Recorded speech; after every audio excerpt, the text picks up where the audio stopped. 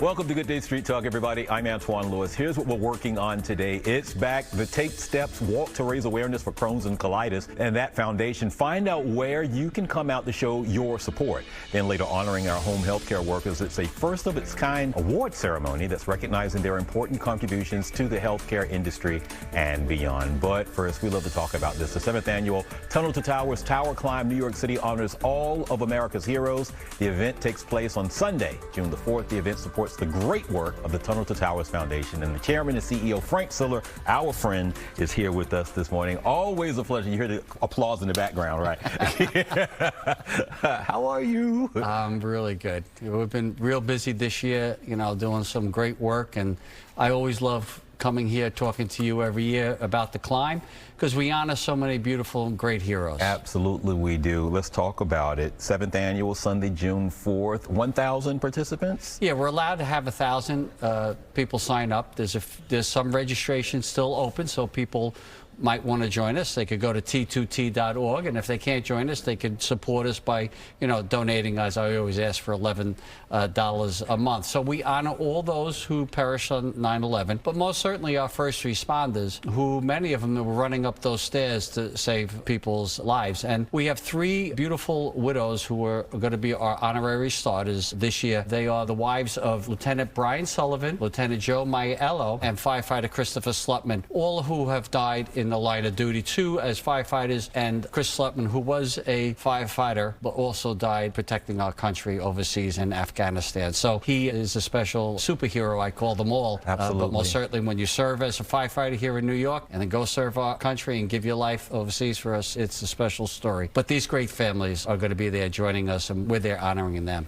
We met Mrs. Maiello. I did a story on her husband not too long ago. Lovely, lovely lady. Frank, talk about the role that you and the foundation step in, because their lives are gone. They're taking away in just a flash like that. And you all have made it a point to remind the surviving family members, these widows with young children, in many instances, that somebody has their back. Why is that so important to make sure that you're doing that? Well, I think as Americans, we should make a promise to all first responders and to our military that if they loved ones go out and serve our country or our community, and God forbid something happens to them, that we're going to take care of their families that are left behind. It gives those peace of mind to the family members, but most certainly to those who serve, knowing if they give their lives, that their family is going to be taken care of. And that's what we do. We pay off their mortgages. If they don't have a home, we build them a home. And, we do it all over the United States. But here we are in New York. This is where we all originated from. My brother sacrificed what he did on 9/11. What Captain Billy Burke, he's legendary. He stayed behind to comfort somebody, and knowing that he's going to give up his life,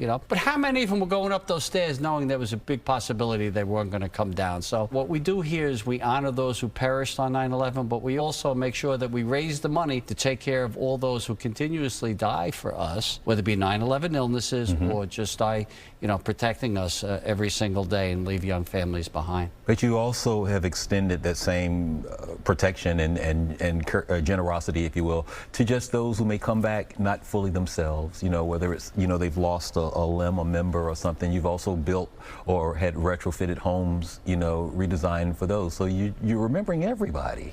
Well, what we're remembering is what I say, the greatest of all Americans, those who are willing to die for you and I, and all too often do, or give up their bodies. But not just these people with these injuries are catastrophic. Yes.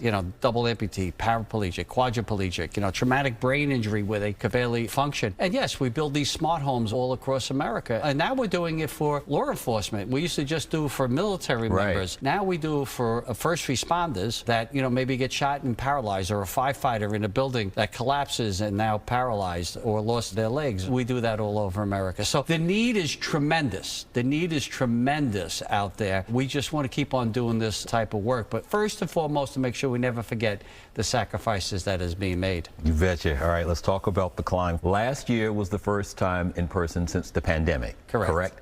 So what did you learn from last year, and how did you apply that all to this year, if anything? Well, what we learned is that the people were anxious for it to start again, and get back to normal. And look, when you see so many first responders and family members, 9/11 family members, or Gold Star widows and etc. go up those stairs, and they climb up those stairs. It's incredible, you know, and it's 2,226 steps, right? 104 stories. And I always say that there are a minimum of 2,226 stories that have come out of 9/11, and most certainly afterwards, because we have 7,072 men and women that gave our lives for our country since 9/11. It's emotional when you see it. You're up there, they come out there, they're sweating. We have double amputees that do it. One of our high amputees cannot go up on their short legs, so he went up on his arms and got up there. It's remarkable to watch the courage that these guys have, and women. First, they survive these horrific injuries, and then the courage they have to recover and get back into society is remarkable. And to see them go up there, and it's very humbling to be part of that day. So give me the information for anyone that's looking to register still. I know we're limiting to 1,000, but you know, if anybody wants to register to see, or even just to make a donation to help out. Go to T2T.org. It stands for Tunnel to Towers. My brother ran through the Brooklyn Battery Tunnel to the towers on 9/11 and gave up his life. Married, left behind 5 beautiful children. You go to T2T.org, and you know, look, if you can't climb, you don't have to. You could donate $11 a month, and we could help all these great families. I was just going to segue into your brother, just for people who may not know just the heroic sacrifice that he made. You know, on that day he was off and heard what had happened and got as far as the tunnel, and they wouldn't let anyone through. So what did he do? Was it 60 pounds? 60 pounds a year. Strapped on 60 pounds and decided, I'm going to go and save lives. And we lost him, you know, in the process. But each year, and since then, you and your siblings have just made it a point. Him just being the face of so many, you know, that gave so much for that. It's such a legacy, Frank. Just when you look back on it, you know, what are your thoughts on your brother? I know he was your baby brother, but, you know, just you've had some time now. Just reflect for a minute. Well, I see his children all the time, and I see him in them. They're remarkable. They're all turning into these phenomenal human beings, which is no surprise. His wife has done a tremendous job with them. They were surrounded with a lot of love. But we miss him. I don't care how many years it goes by. We miss him. You know, he's the youngest of 7. He was our youngest brother. My parents died when he was a little boy, so we raised him like a son. So it was a tremendous loss for us. But I'll tell you what, he'd run through that tunnel again and up those stairs again to save people because he had a call to duty. And that's what these men and women do all the time. They have a call to duty and they react. They don't run away. They run towards the danger. And I think what the foundation has become is, you know, Stephen's symbolic of the heroism of 9/11 and the heroism of ever since, of so many men and women that are willing to risk it all for our safety. So we're proud as a family that we continue doing the work that we're doing and taking care of these other families that have paid a big price for us. We will see you on June 4th. You will see me. And then you'll come back and see us again, right? Absolutely, as always. As always. Thanks, Antwan. Stay right there, God Frankie. bless. All right, everybody, coming up next, take steps for Crohn's and colitis, what you can do to support us. I said us. I'll explain when we come back. Welcome back. Every year, Fox 5 is proud to partner with the Crohn's and Colitis Foundation for the annual Take Steps Walk. It's all happening on Thursday, June 15th at Pier 16 at the South Street Seaport. And joining us now to talk a little bit about it, Nicolette Iliano, the Associate Director of Fundraising Campaigns and Volunteer Engagement, joined by Jason Gandel, who is the Teen Honored Hero for this year's event. Also with us, Corporate Honoree Dominic Courtcamp, Managing Partner of New York Life's Manhattan General Office. Good morning to all of you. Good morning. And the tease, Nicolette, I mentioned us when I was talking about it to let people know that I have been personally connected with the foundation for a number of years now because of my nephew. And I reached out to the foundation 8-9 years ago, you know, when he was diagnosed because it was new to our family and I needed help to be the uncle that I strive to be. Hearing and saying all of that, just talk about the importance of Take Steps and what this means on June 15th. Absolutely. So Take Steps is the Crohn's and Colitis Foundation's largest fundraising event, and it truly is a community event. It is created and built to bring together the IBD community, and IBD is a collective term for Crohn's disease and ulcerative colitis. And really what we want to do with the walk is just create that community event and bring together New York City to support the foundation's mission to cure Crohn's disease and ulcerative colitis. Just to let everyone know, with all of the seriousness that happens because of this event, It is absolutely one of the best parties out there on the South Seashore. Yeah, it is fun. The Mean Machine Band is always there. I'm always messing with Willie and those guys. They're a great group. But just the atmosphere, just the shirts that you see, everyone trying to show empathy and to be a supporter of, you know, people who are impacted, families who are impacted by this. It just, you don't cry, you just get excited. If you do get tears, it's just because you're just so happy because everybody's on the same page. Absolutely. And this year we have a brand new event day experience, which we are so excited for. And really the purpose of recreating the event this year is to bring together and to promote the patient journey. So we are there. We are out there walking every single year for patients like our honored hero, Jason here. All right, Jason. And we're so excited to unveil this new experience this year and share it with the community. Jason, let's talk about you. When were you diagnosed? How old were you? I was diagnosed when I was around 9. Okay. It was a really weird experience because it took a while for me to get diagnosed. I wasn't diagnosed with Crohn's right away. My doctor thought I was lactose intolerant at first, so I finally got a doctor who could help me with this, and she figured it out right away. You're about the same age when you were affected is when it impacted our own family. A similar circumstance, we thought it was lactose intolerance because that is a condition affecting members of our family, including myself. How did your family adjust, Jason? You know, because stopping milk is one thing, but having to restructure a diet, you know, is an entirely different situation. I was lucky because I didn't really get affected by that many foods. The worst part of it was the medication because I get IV, so it's a needle, and I have never been good with needles, which is funny because now I'm fine with it. Like, I don't think anything of it because I get it every 6 weeks. But at first that was really difficult. And Dominic, you're here with us being recognized for you and the work that New York Life is doing. Just tell us how you came to be connected with the foundation. It's actually a funny story. I call it serendipity, being at the right place at the right time. I actually bumped into the director of the greater New York City chapter. We actually share office space in an office building in an office downtown. And once I learned more about the prevalence of this disease, I knew we had to get involved. And once we got involved, we got our home office partners involved and the rest of other offices across New York Life.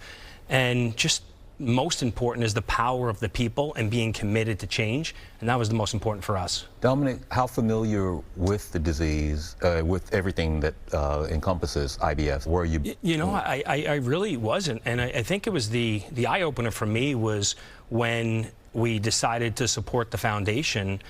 It was the overwhelming support and realizing, like, wow, we have so many friends and family members and policyholders and clients that are affected by this awful disease.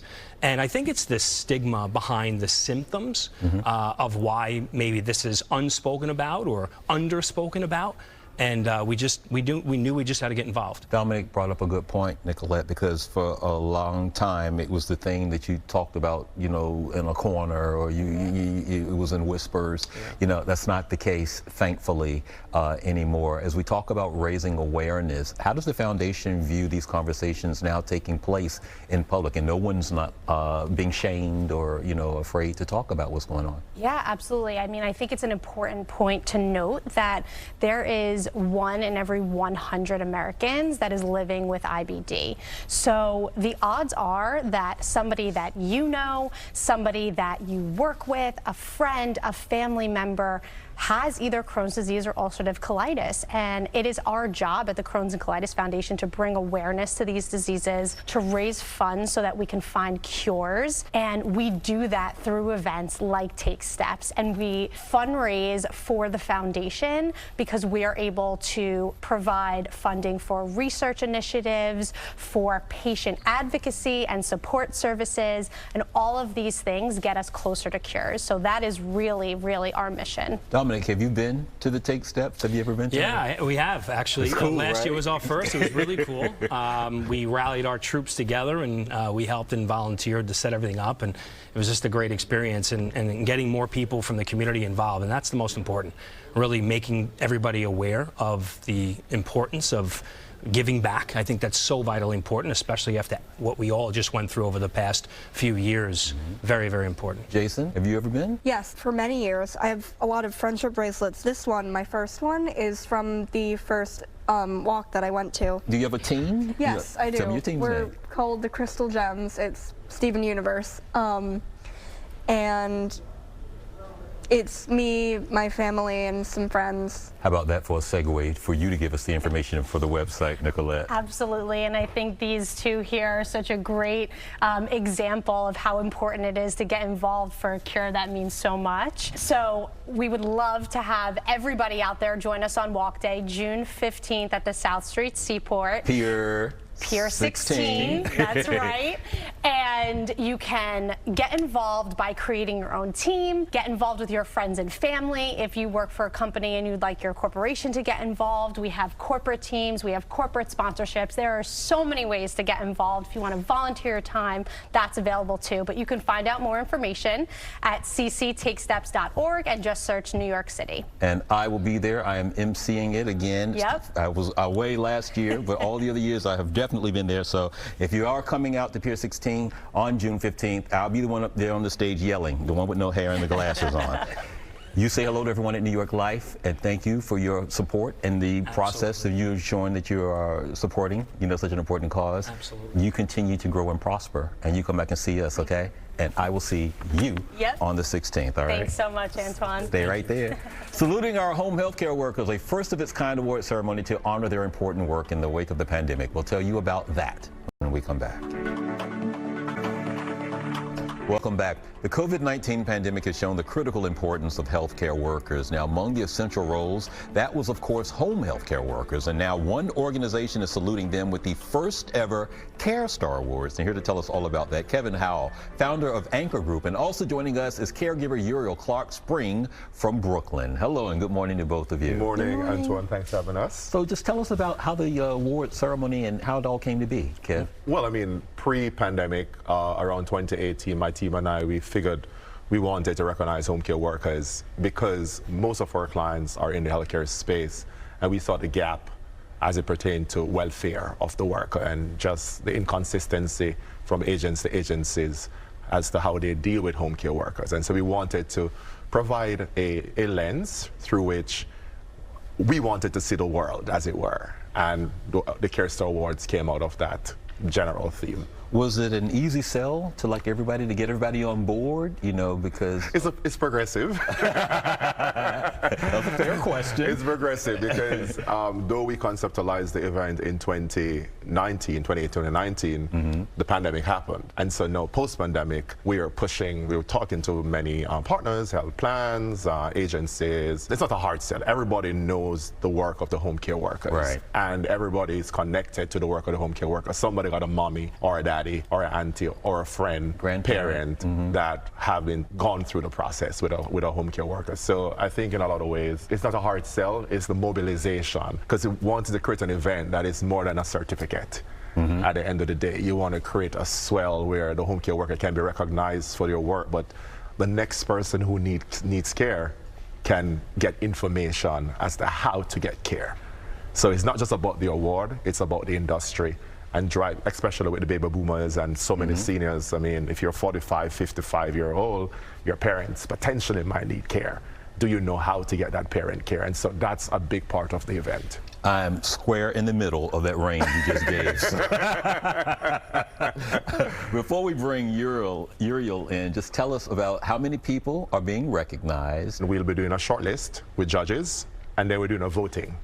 So the top 20 home care workers will be packaged, and just to kind of push the energy of what they do out there, get general community a part of the conversation. And that would run from July 1st to July 30th.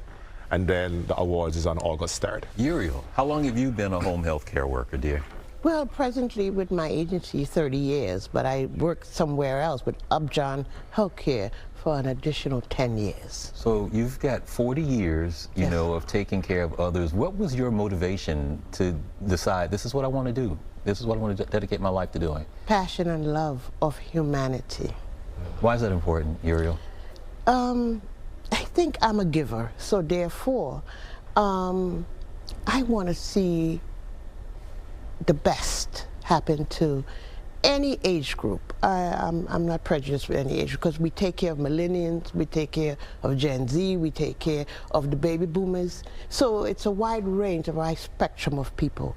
But when you are down and out, you want somebody with love taking care of you, as you would want for yourself. So this is the reason I'm in the field, for all our workers, and I'm sure that's how they feel also.